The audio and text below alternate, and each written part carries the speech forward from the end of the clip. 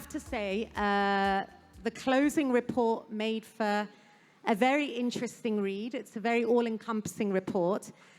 And because it was very concise, and I'm not sure how much awareness has been raised in the past few years, but obviously knowing our destination and knowing that we're all collaborating on a shared vision is, of course, part and parcel of it succeeding. So if possible, I'd like to start with you, Philippe. If you could just give our audience a little bit of a background into the report, how it came about, and how you would summarize it at a very sort of top line.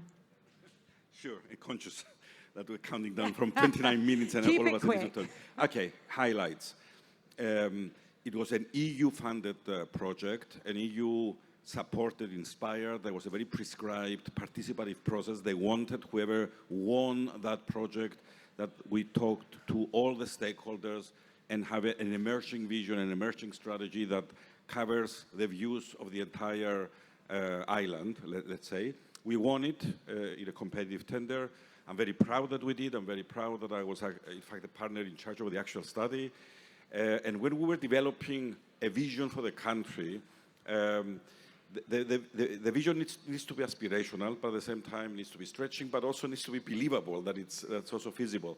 So when we said we want the country to be one of the best countries to live, best countries to work, the best countries to do business in.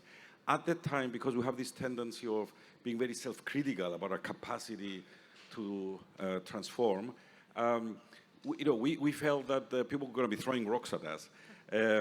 So we placed the duration as 2035, which in my mind is very far away, so that it creates, it also covers the cynics that we're never going to make it. Well, we have another 12 years to get there.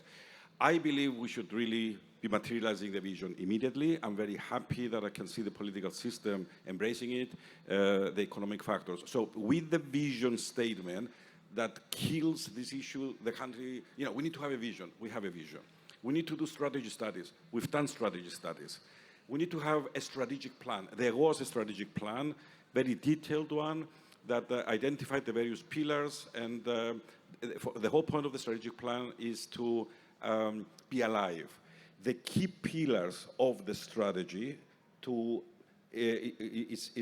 highlight 1 minute summary is that we want the country to be, the economy to be resilient, open, and relevant to the economic developments that are happening.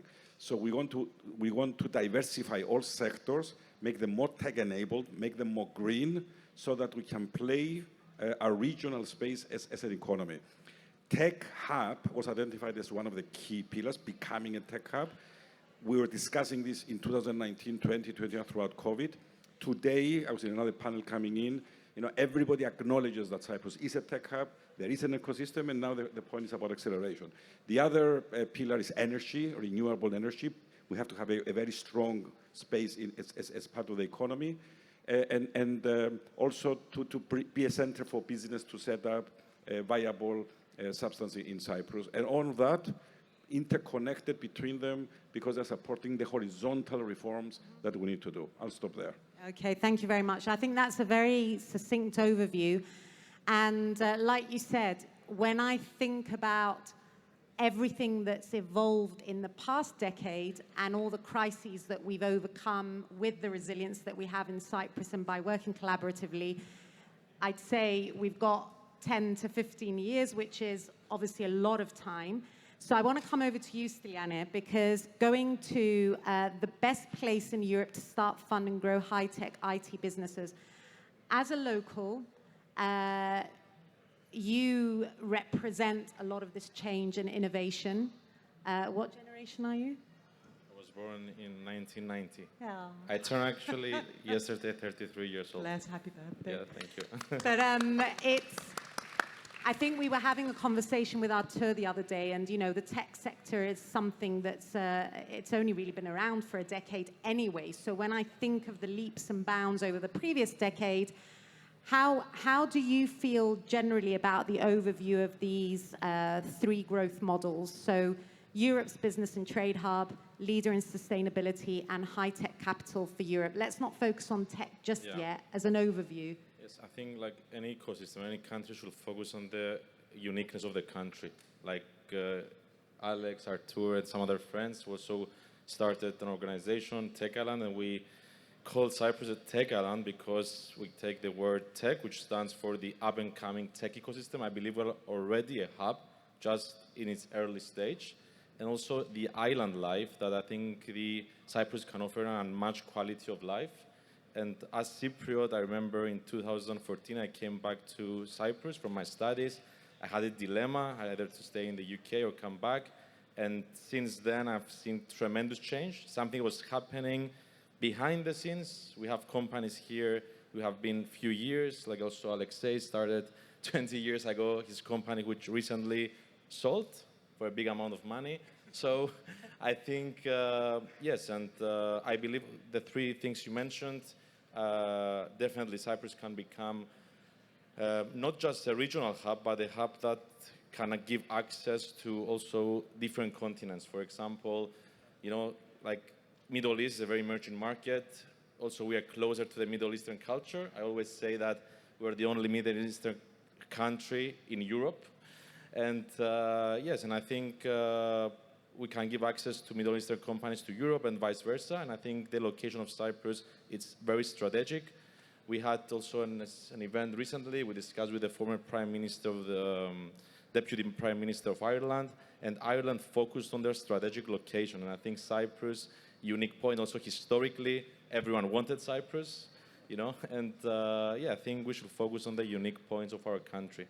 And definitely we are very, very positive about the future. And also at Techisland, we have a very, very bold vision because in my opinion, I think Cyprus can become one of the top 10 countries to live, work, doing business, but also play as well. Well, I must say, actually, I mean, I'm sure everybody knows here that we've got three people from the board of Tech Island with us on the panel.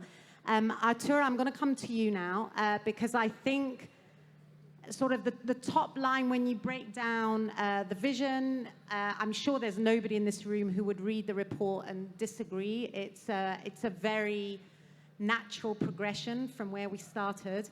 But I want to dig deeper into the specifics of the tech sector. Imagine that the audience knows nothing about the tech sector. Can you just tell us pragmatically what the next 10 years mean for the tech sector and its evolution? All right. Let me try to address it from a sideline. Maybe we can do like a small thought experiment about like the whole GDP of Cyprus and how it is composed today, and then kind of fast forward 10 years to see where this can land. The biggest areas, let's say, of Cyprus economy has traditionally been tourism, and let's also discuss whether or not they can grow and at which pace, let's say. So there's tourism, which can arguably not, let's say, double itself the next year. There's shipping, which is large, and it also cannot double itself next year, although like it would arguably grow over time. There's real estate, which cannot grow, let's say, at this pace. And there's service industry, which grows in response to the growth of other sectors. It doesn't drive growth on its own. And then there's IT. So if you look at the composition of Cyprus GDP, then 3 years ago in 2020, IT was basically 7% of Cyprus GDP. 2022, 3 years after, it has been 14%. So it has grown, let's say, double from what it was, and it's still accelerating.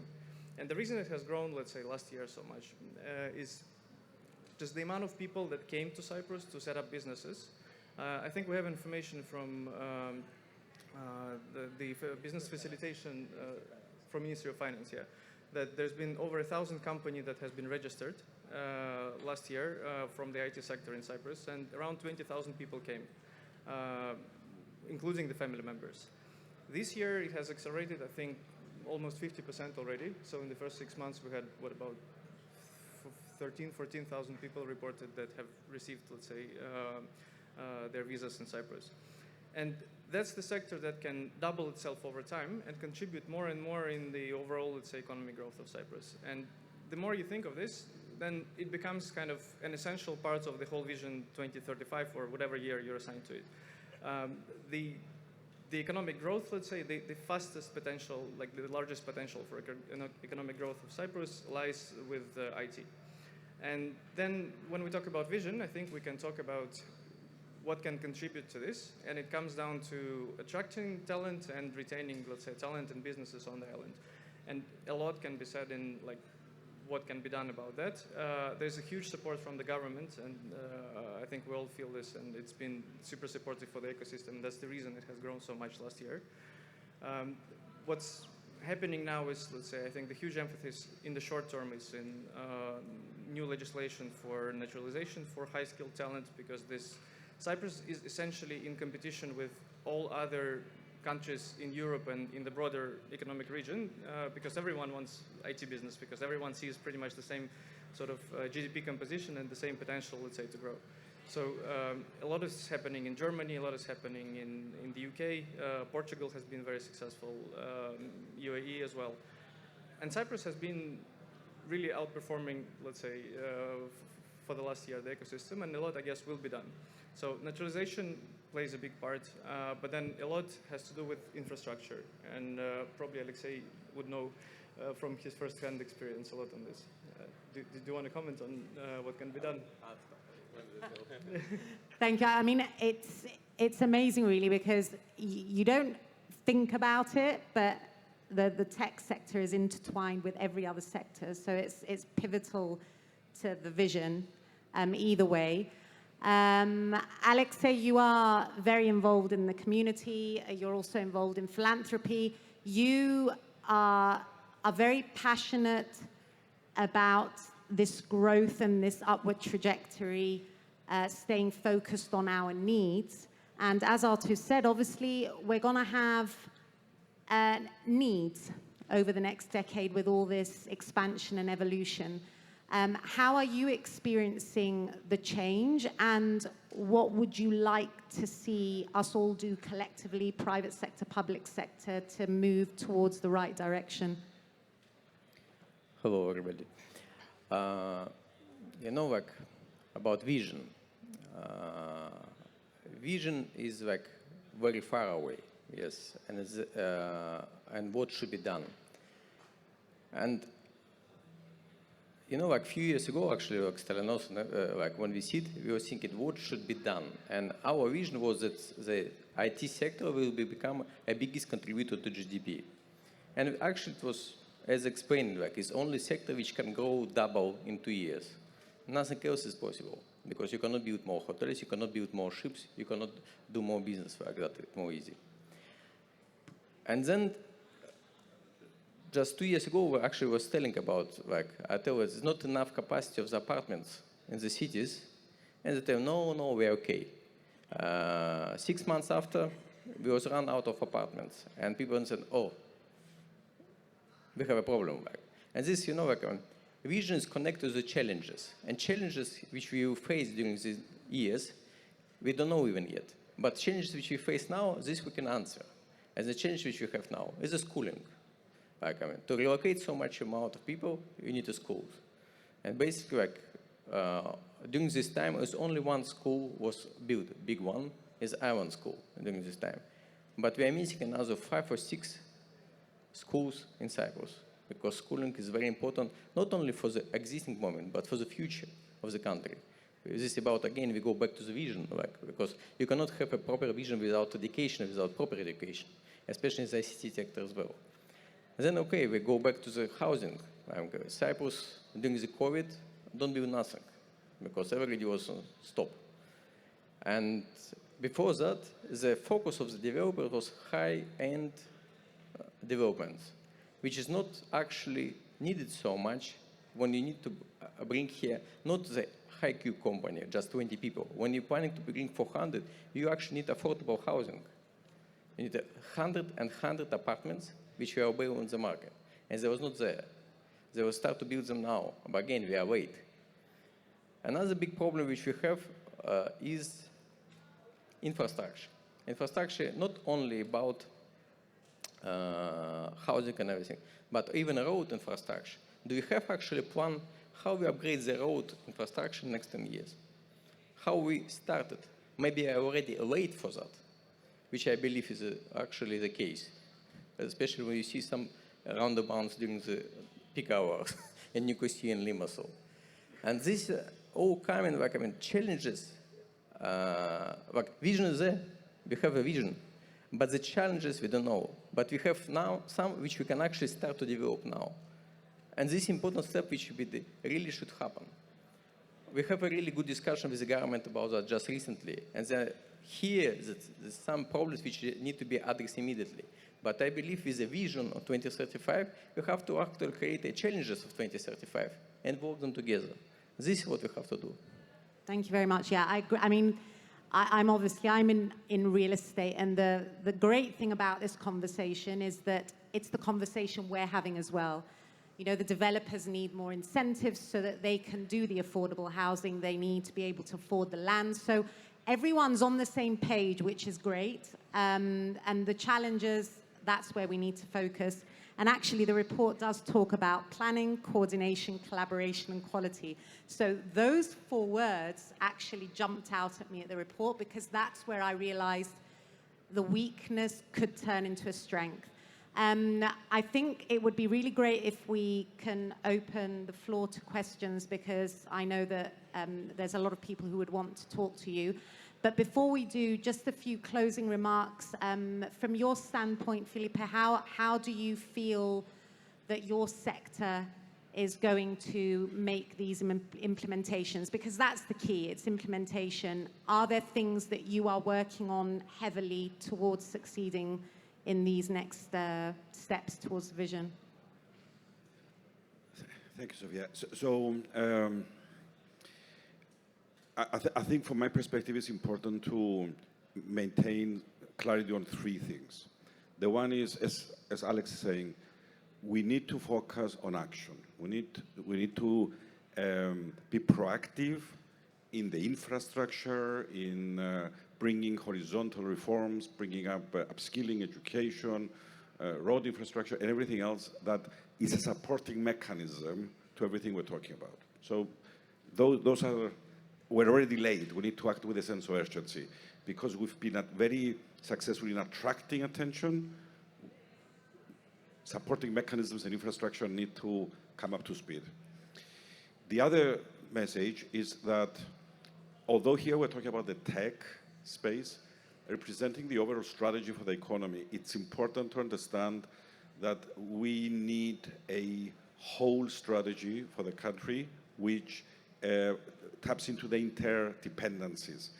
If this country sees tech industry as something isolated, they see that it's going to attract talent from abroad, it's going to make money for a few people.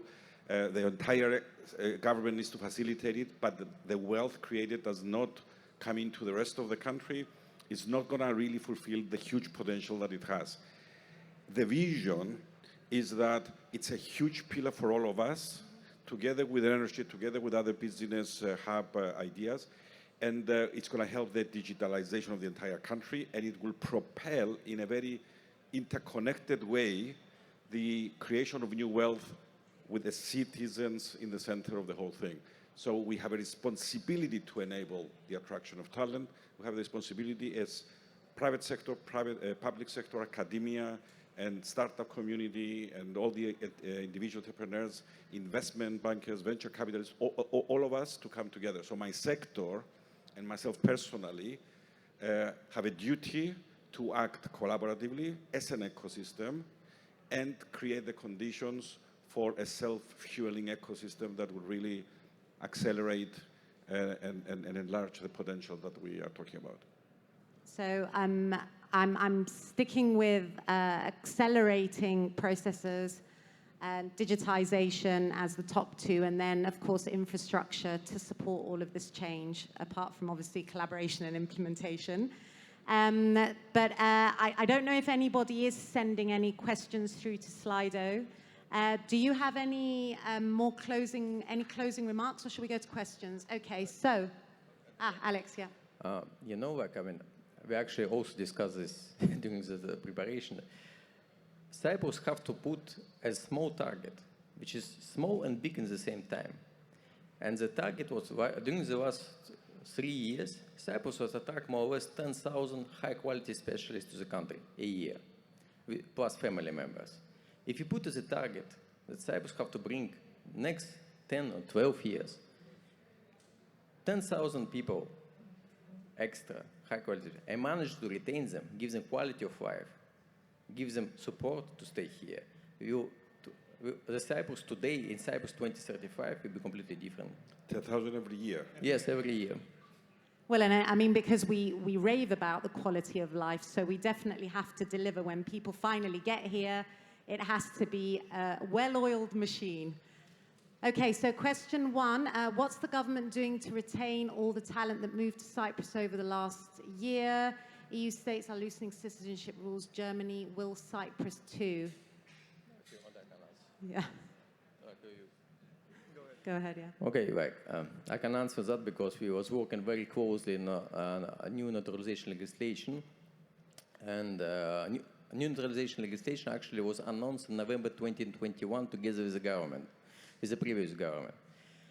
It was a big plan about work and everything, but just to short update, in October is going to for the final hearing to Parliament, and if everything okay, we cross finger and we have political will of the country, our support of the party leader, which we need a lot.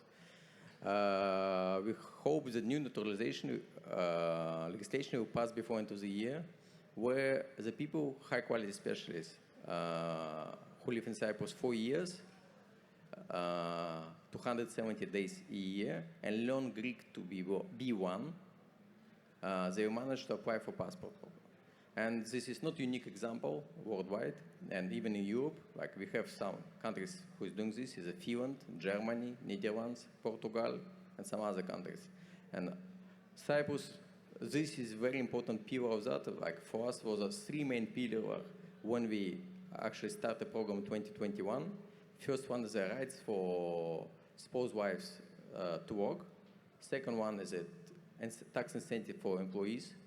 We're speaking about above 55,000 euro. And third one was naturalization. It was the 3 main pillars to bring and retain clients. And it's very important for country, and we're glad the government understands this as well. Good. I'd like to keep the smiley face for the end, so keep that one up, please. In your opinion, what are the specific sectors of tech that need change or will be changed as part of this vision, Artur? I wouldn't say that, if I understand the question correctly, then I wouldn't say that specific sectors of tech will need to be changed. I think the approach on, let's say, from the policymakers towards specific sectors will need to evolve over time. Like, for instance, if we take crypto as an industry, it's a huge challenge for, to do crypto business in Cyprus now, although it's a large and growing industry and it's part of the tech scene of the world right now. Another challenge is that has to evolve is, let's say, the overall banking ecosystem. Because I think it's a shame that, in a way, a lot of companies that are coming to Cyprus, they have to bank outside Cyprus simply because of bureaucratic burden, let's say, that they have to deal with domestically. So there are companies that are headquartered here, footprint here, employees here, but banking relationships established anywhere else in the EU simply because although the compliance and regulatory framework is the same pretty much, but then the bureaucratic burden, let's say, that each regulator is imposing is different. So I think a lot has to happen in that regard as well. And there would be more examples, but I see we have two more minutes to go. So I'd like to, like I said, Stylianos wants to speak. Go. The first question, I think, is very interesting. Well, I know, I was going to say, but let's invest a little time on the first one. Yeah. How about difficulties? That one or the one underneath? But the real estate. I was avoiding that one. Go for it. No, let's go. So I think, guys, the business and the tech sector is creating wealth for the country. The fact that our country is in high demand, I think is a good thing. That's why also the prices have surged the past 1-2 years. But I think there are solutions for that. Governments should give more incentives so we can increase the supply. I think also the developers, they're adapting now their business model. We have been selling investment for high quality, high-end, luxury apartments. However, I think You know, there are also so many investors who are looking for a nice yield, and I think Cyprus can provide this yield because we have already the tenants. The tenants are here, and they don't have a place to stay. And personally, because I also do investments in real estate, it takes so long time. The processes, it's something that the government is working on. I mean, digitalization, I think, is in the agenda of the government, it's the priority. But, you know, because I speak with a lot of people, also my age and younger, and they're complaining about the high prices. But I just want to tell them that our country is in high demand. And this is a side effect, it's a short-term side effect, but long-term, also the salaries, because now we're in the adaptation period, it needs patience, and all the stakeholders of the ecosystem will need to collaborate to accelerate the processes so we bring this growth and all the benefits to everyone in Cyprus. You're hired. I'm going to take you with me to all our PR, because it's always the most sensitive topic, and because you can't have it both ways. Obviously, with growth and change and with the upward trajectory, you're going to see these changes. It's a case of how we balance and deal with them. I'm sure that everyone, where's it gone? I'm sure that everyone here would love to know what one statement or piece of advice each panelist would give to all inspiring entrepreneurs. And because I'd like to end on a positive that brings us back to the essence of reflect, I'm going to start from you, Philippe, and I'm going to ask each one of you to answer this. If I'm going to use one word, is global relevance. And what I mean by that is the fact that we need to think not in a static way, but in a where do the trends go. So the world is disrupted, the world has trends, everything's accelerating, AI is changing everything. So entrepreneurs need to get out of a mindset that in Cyprus they're protected, or it's small scale, or they have to find one small thing. We should be global players with global technologies, adding value to what is relevant to people in a region, geologically, but also globally. If that is the mindset, entrepreneurs should deploy themselves to the global issues and the global innovation and the global direction. That will make us attractive, that will bring the capital, that will bring the talent, that will create a wider wealth being created and shared more equitably amongst the society. It's not a one-sided thing by a few people. It's a whole mindset for the entire country. Thank you, Alex. One word is not easy. Go with a sentence. You know, we actually have yesterday discussion about young entrepreneurs, how to make them more. Why we don't have as much as, for example, in the United States, in Israel, in Cyprus, and everything. And I do believe, like, one of the reasons education is not there for that. We actually have to inspire kids during their study about that it's possible. You can go, you can do your stuff, you can do your business. You don't have to look what is happening around you. You know, entrepreneurship is not about I will do what my parents do. It's about to do something different. And this is what's important. And of course, there will be mistakes. Of course, you'll be worried. You know, like, people will tell, okay, you're a successful businessman and everything. But you cannot imagine how many times in my life I was close to the limits. And then you stand and you continue to fight. But each time when you cross your limits, this is actually where you get upskill. You understand, okay, I can do this, I can do more. And this is what I advise. Don't be afraid to try.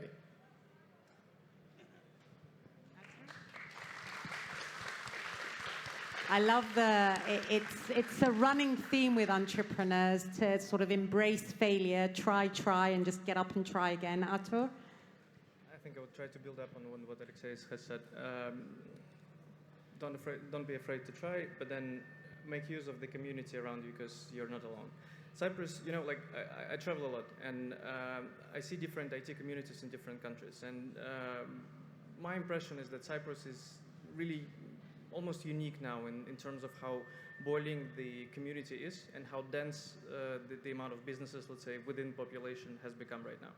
And it's so easy to actually build your network. It's so easy to be part of the whole scene. It's so easy to source opportunities for yourself. Just make use of it. Come to Cyprus, I guess. Thank you. Styliana, go for it. Yeah, I believe that entrepreneurship is an infinite game. I think entrepreneurs are playing infinite games. It's not about winning or losing. And actually, there's one word which is like just do. But also, most importantly, is to be surrounded by doers. I mean, we have also experienced it together, working also with Techisland, because if you have a few doers in a room, you can change a country. And what I will encourage everyone is to do, don't be scared of failure, which is a cliche, you know, but it's a very lonely road sometimes, you know, and other entrepreneurs are the people who can understand you. And I believe that the whole society should support entrepreneurship, should allow the youth to fail. It's a mindset that exists in the US. Unfortunately, our country, because it was invaded like 40 years ago, we were seeking security for many years. Most of the people that want to work for the public sector, that was the Cypriot dream. Then in services, but now we say that we need engineers, we need talent, but also we need entrepreneurs, because I think these are the people who can give value back to the whole society and to the whole country. Thank you very much. Thank you. I think there's the running theme is mentality, really, and shifting mentalities and education. And I'm seeing the change in Cyprus. I'm not an entrepreneur, but I'm local, and everything about the spirit of Reflect proves that change is happening, which is great. So thank you to all of you. And yeah, I think we'll leave it on that positive note. But Vision 2035, is it available for people to sort of readily review somewhere so that we can tell people where to have a look? There is a publicly available short version of it. Since you gave, I'm only going to speak for 40 seconds. Yeah. So there is an initiative right now. I was speaking to the Council of Economy and Competitiveness, and the global leader of PwC in strategy and leadership was in Cyprus last week for a meeting, but also for meetings here also with the president.